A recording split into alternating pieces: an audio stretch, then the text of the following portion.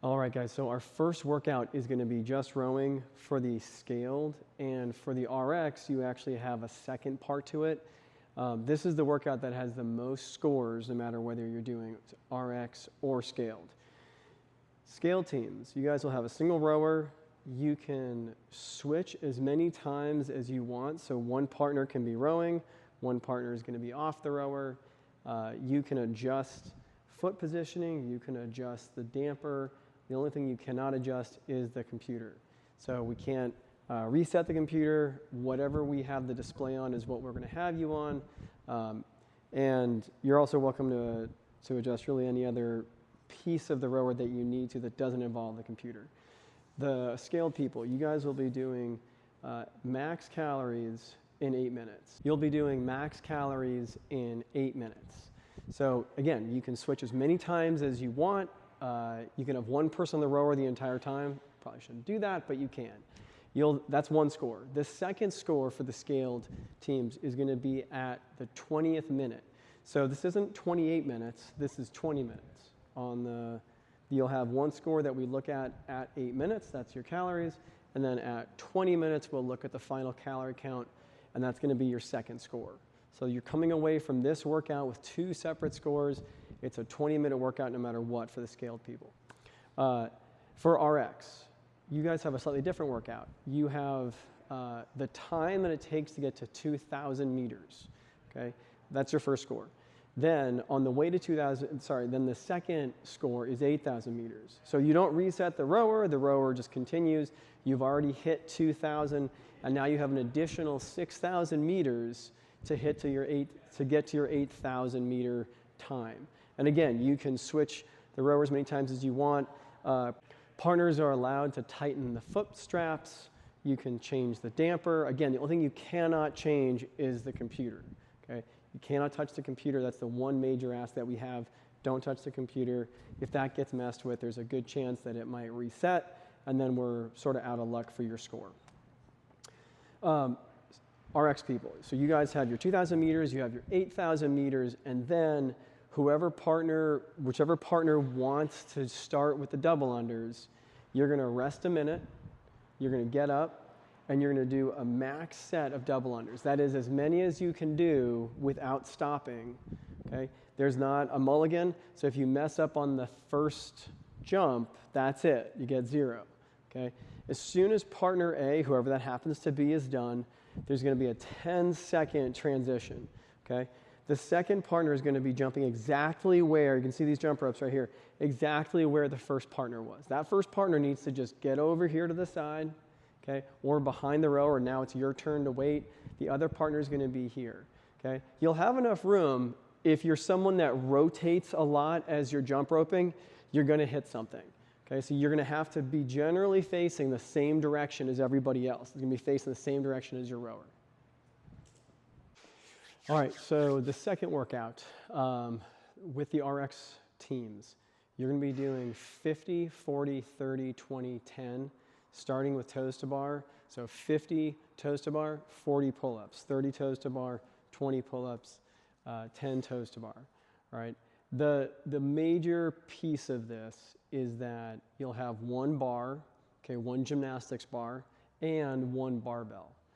When there's one person working on gymnastics, the other partner has to hold the barbell over the head, okay? As soon as the bar goes back to the ground, the person who's working on gymnastics has to stop. They don't have to stop. Their movements will no longer be credited. So if they don't stop, they'll be doing work that does not go towards their cutting away at that chipper, okay? What we're going to have is the setup will be you'll have your gymnastics area, you'll have your barbell. There's going to be not a huge transition, but it's going to be about 10 feet of transition between the gymnastics bar and the barbell. Part of that's for safety. Part of that is to also make sure that there's some strategy behind switching, right?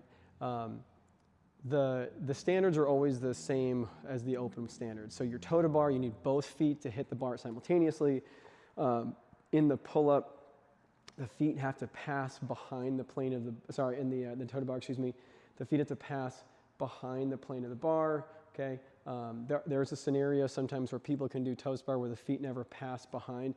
feet must pass behind, and they must come up, both feet must touch. With the pull-up, the chin must be over the bar, literally. Getting above the bar, but being back here does not count, okay? With the barbells, right now, we believe that this 135 is gonna be fine. That's what we're looking at. So there may be a change to it, but for right now, that's the idea. It's gonna be a single barbell. It's gonna be a men's barbell at 135. Scale teams, WOD number 2. You guys have ring rows and knee raises. So there's all kinds of knee raises that we can do. What we're gonna look for on the standard, because we feel pretty confident everyone can do this, is getting the knee above the plane of the hip. So you'll be hanging from the bar, you'll go into your arch, you're gonna come up, that knee is gonna pass the plane of the hip. That could be knees to chest, it could be knees almost up to the elbows, it's really up to you. That's gonna be the standard that we're looking for. We also have ring rows. So the rep scheme's a little bit different than the RX version. So the scaled version, you're gonna do 50 kipping knee raise, 50 ring rows, 40 kipping knee raise, 50 ring rows, 30 kipping knee raise. So what we're looking for on the ring row is to have the knuckle of the thumb coming in contact with the chest on both sides, okay? There is a scenario where we may be looking at changing potential foot positioning, but we're looking for everyone to start with the feet directly underneath the bar that the rings are hanging from. So wherever the rings are, we're looking for the feet to be directly underneath there for most teams if possible. Those are our starting standard movements for the scale division. Knee passing the hip on the knee raise, the thumb touching the chest, and having the feet underneath the bar. Okay. The major difference here is that we're going to have 2 barbells for the scale division. So while the man is doing the gymnastics movement, the female will be using the female bar and putting that overhead, and vice versa. When it's time for the female to go to the gymnastics section, the men will be using the male bar. Now, the major thing here is that you can switch as many times as you want. Again, there's going to be a little bit of a transition period. There's going to be a little bit of distance between when you can actually make the switch, so you can't switch every 5 reps or you won't finish the workout. The floater WOD is going to be something that is a little bit different than we've ever done before. There's not going to be a physical workout component to this workout. So it is meant to be shrouded in mystery. We're not telling you what it is. It's easy enough that if you knew what it was, you'd be able to get a leg up and probably be able to complete it without as much trouble. What we're really looking for is to have 2 people, your team, communicate and try to figure out, using your brains, how to solve a problem. What basically is going to happen is you'll finish your second workout. You're going to actually be going into a different room. We're going to try to make sure that nobody knows the puzzle. As soon as a team finds out, they have a really significant advantage. Okay, so right now nobody knows what they are.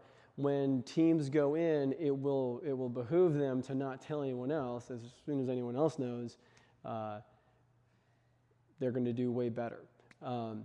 So there'll be a scoring system behind that. It's not going to be anything crazy. It is weighted the same as the workouts. This should be fun. It should not be anything that causes any stress. It's just it's a good way to sort of try something under a little bit of pressure that you might otherwise not try. So our third workout is probably the least complex. It's a 12-minute AMRAP. 1 partner works at a time. So 1 partner must finish the round that they're in before the next person can start. So there's not going to be you can't tag out whenever you want. Whether it's RX or scaled, okay, there's going to be 5 deadlifts and then 7 front squats. In order to move on, the partner that's going, needs to finish all 12 movements before you can tag your partner in. Your objective is to get as many rounds and reps as possible. The weights are different versus RX versus scaled. We believe right now that the weights that we have will work for everyone. We haven't been told differently yet. If for some reason you're concerned about the weights that we're using, please tell us as soon as possible so we can start writing this stuff in for our judges and our volunteers.